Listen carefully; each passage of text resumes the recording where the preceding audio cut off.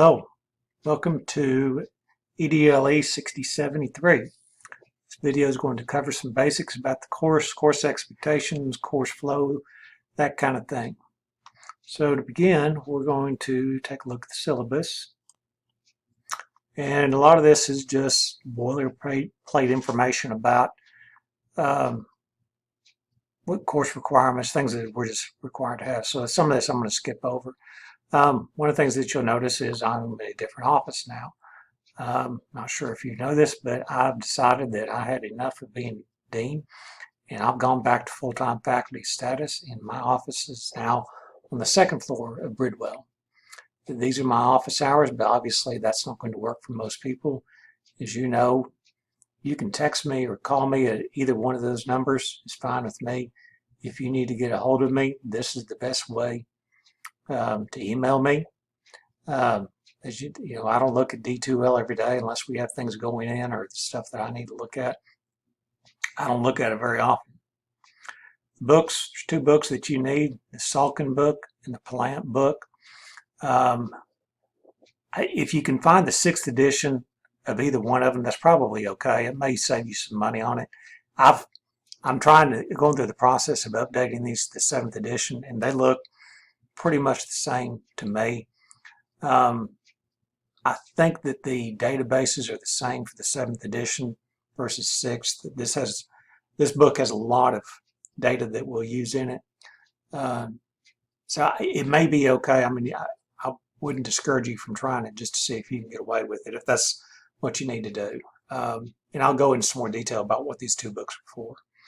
There's a course description, learning outcomes. Basically, the purpose of this course is to be able to generate meaningful research questions and answer those research questions by analyzing data using statistical software such as SPSS, and interpret and write what that information means. This is a lot different from the previous course that you had where you're learning a lot of vocabulary. Well, now we're going to take it a step further and start applying that vocabulary with the use of data. Student handbook, we'll need to go in that. Course assignments. There are 4 homework assignments. These are, as far as the grades, there's 4 homework assignments. They're worth 50 points each. There's a midterm and a final. Well, 2 of these homework assignments are associated with the midterm. The other 2 assignments are kind of associated with the final, so that they're connected to one another. There's the point totals on that. So homework. There will be multiple homework assignments given in the course that will require you to use SPSS. The goals of these assignments are to ensure you understand how to put data in, how to run the various analyses discussed in the course, and how to interpret how the data comes out, or when the data comes out, what that means. And also to be able to write that information in a usable way. The second book, the Palette book, has a really good format for writing that. So it's not like you're having to generate whole new ideas. It's just when you're writing this sort of thing, there's a very specific way in which that gets written. Obviously, it still needs to be an APA style, but this isn't like writing a lit review. I mean, these are very, very short paragraphs. The homework, it's all take home. You'll have probably a week or more to work on it. It's open source. You can use the books that are associated with this. You can go back to the videos. The Pilot book is a step-by-step guide to how to run SPSS. And I'm fine with that. I still reference a book when I'm doing something I'm not familiar with or I hadn't done it in a while. I always go back to the book, especially when I'm writing it up. But remember that your homework assignment is your homework assignment. It's yours and yours alone. The answers are yours and yours alone. And I will tell you that the answers that you get may be different than the answers that somebody else's get. And you could both be right, even though you come up with different answers. Same thing on the midterm and the finals. They're intended to assess your ability to make decisions about data, which tests run, interpret results, and write in a professional manner. Again, everything that you have available to you is there. Being able to operate SPSS is not something I consider a timed sort of thing. I want you to be able to have days to be able to work on this, where you use whatever sources you need. Again, your answers are yours alone. So the assignments, I don't do extra credit. I don't do late work. I don't do makeup work. It is what it is. The face-to-face meetings, each of these will occur in Bridwell Hall. This course in particular, I'm planning on meeting us meeting the computer lab in Bridwell 208. As we've experienced in the spring, we'll provide lunch for everybody so you don't lose any time. Don't worry about the drop dates because none of you are going to drop anyways. Everything that we're going to do operates through D2L. All assignments need to be submitted as Word documents in D2L. Stuff like WordPress, PDFs, Google Docs, etc. Those are impossible. Well, not impossible. They're difficult to try to take apart and make any comments on it. So we always use a Word document. The attendance, there's two parts to this. This is a hybrid course, obviously. It's an online course. And one of the things that I want to probably may not have always been clear about is the amount of time that you spend on this.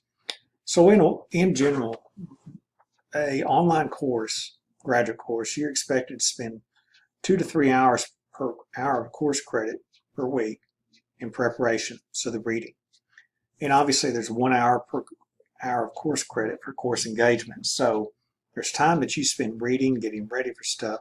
There's time that you actually spend doing things like the exercises that we're going to discuss.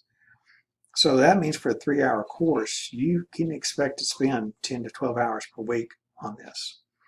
And this does not include time spent working on literature reviews or things like that. This is strictly related to, not that we're doing that here, this is just kind of a general guideline.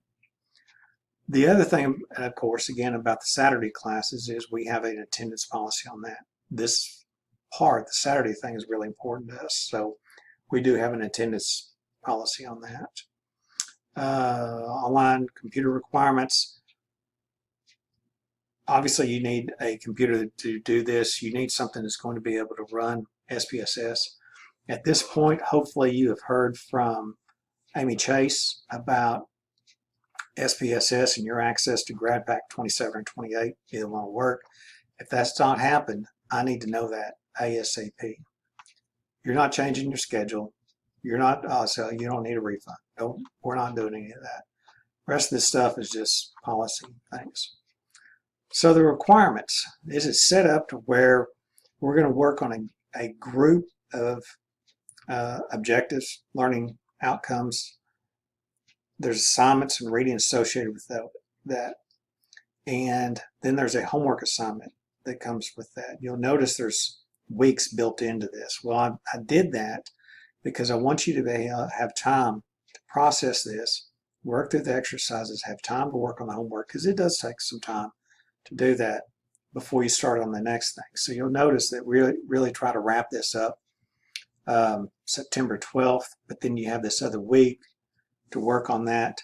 And these, I may miss something, but if I do, please correct me. These all should be due on a Monday, so that gives you an entire weekend to work on homework assignments in addition to this whole week. So then we go on ANOVA and COVAs. There's a midterm. There's a couple of weeks available in here to work on that. So I really tried to make an effort to build time into the schedule for you to get things done and make homework due on a week that you don't have anything else to work on, so you can really focus on that. So a few more things. The reading. Reading in this course is nothing like the other course. Well, I think that you'll find both of these books are very simple to read. You should be familiar with the vocabulary by now. It's not as arduous. It's not as, honestly, just draining to go through it. The writing is not tied to the research. So the writing is really your opportunity to take what you've done and interpret that in the correct manner.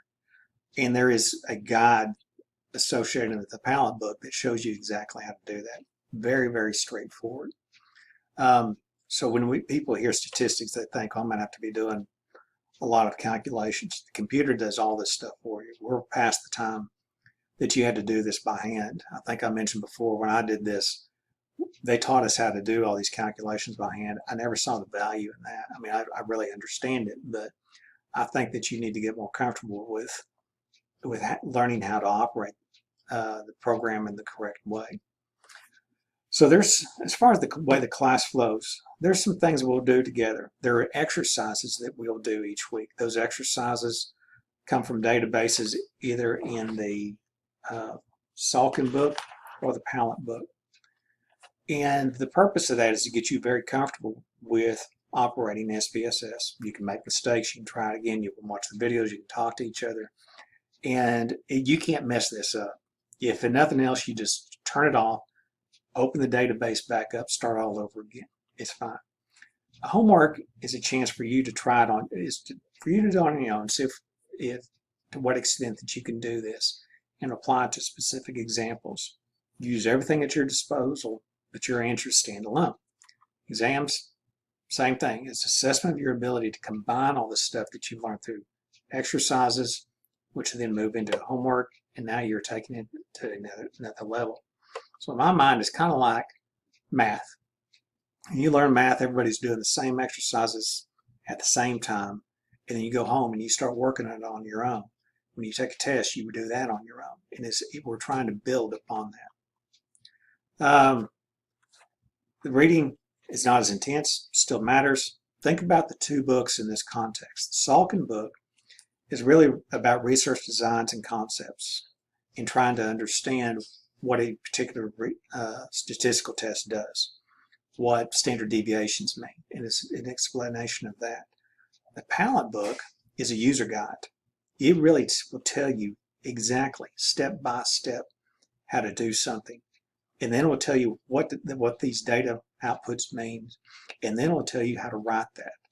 It is like a owner's manual to SPSS, and it's probably the best thing that I've ever seen. So you're responsible for the reading, not just what I cover in the notes or the lectures, everything that's associated with the chapters that you read.